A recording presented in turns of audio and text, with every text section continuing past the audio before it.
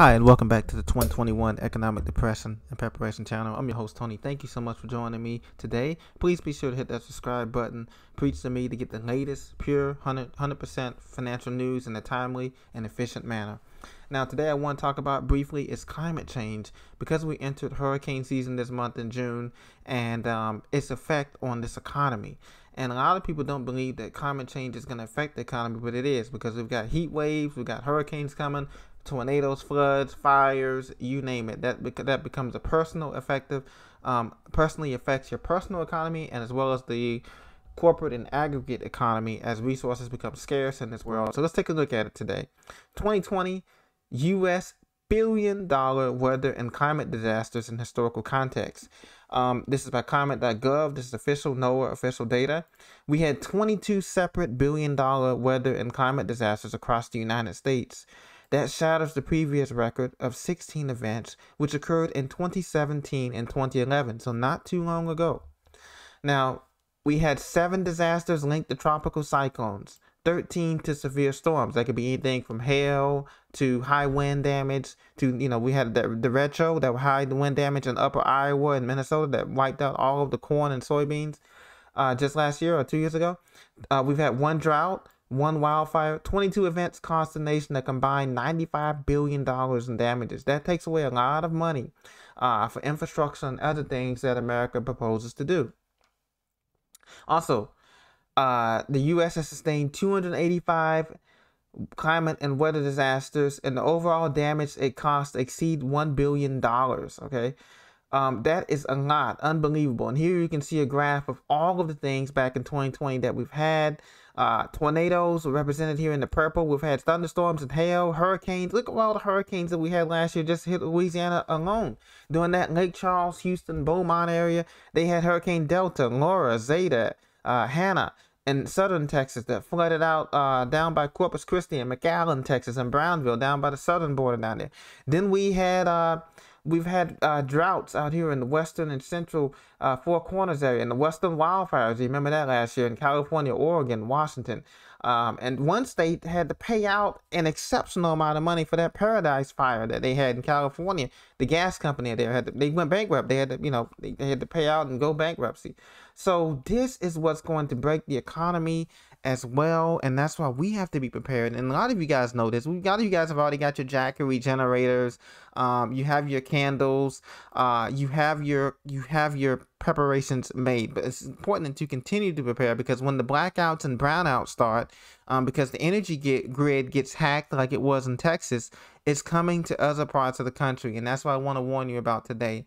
It should be no surprise, but in this age of digital hacking or intentional hacking, basically, they're going to be limiting the power supply when things like heat waves come or hurricanes come. They're going to be limiting the power supply, whether intentionally or non-intentionally. So get prepared for that, because listen, the Federal Reserve doesn't directly consider climate change in setting interest rate policy. So they don't consider climate change, even though it's affecting the majority of Americans. It will be every year now that we're in this increased activity period. And by the way, NOAA, our National Oceanic Atmospheric Administration, as long as the Weather Channel and other people, they agree that the next 10 years from 2022 to 2030 is going to be an active time. 2032 is going to be a more active time for not just hurricanes, but for flooding, and just an increased uncertain time as the oceans are, the glaciers are melting into the oceans and sea level is rising. As you know, the sea surface temperatures are rising. And so we have this combination of things, and the greenhouse gases as well.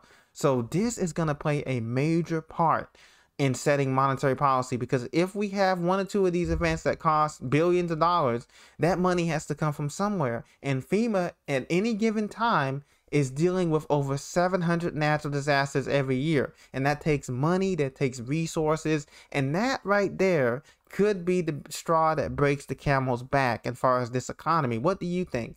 I think that these black swan events like the climate change or the hacking or the nature itself could break the U.S. economy and even the world economy, because there's cyclones that happen in other parts of the world, as you know, and typhoons and different things that go on that affect production lines.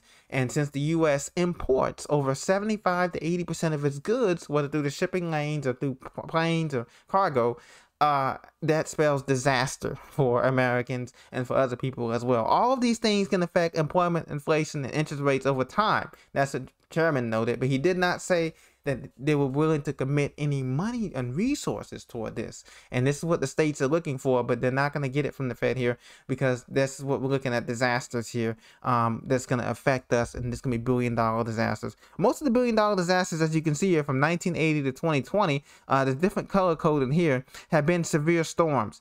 And severe storms can count anything from hail to tornadoes to straight line winds, like a derecho type of situation that meteorologists talk about. Which the derecho was basically, for those who don't know, it's basically just a long line of thunderstorms, like 250 miles that stretch 300 miles out, that cause winds over 65 miles an hour, and hail to a large portion of different states, or many different states. That's all it is. So severe weather has taken the heat of it, as long with wildfires as well, as you can see the graph here. So the cost has went up. Look at this, $121.3 billion was spent, guys.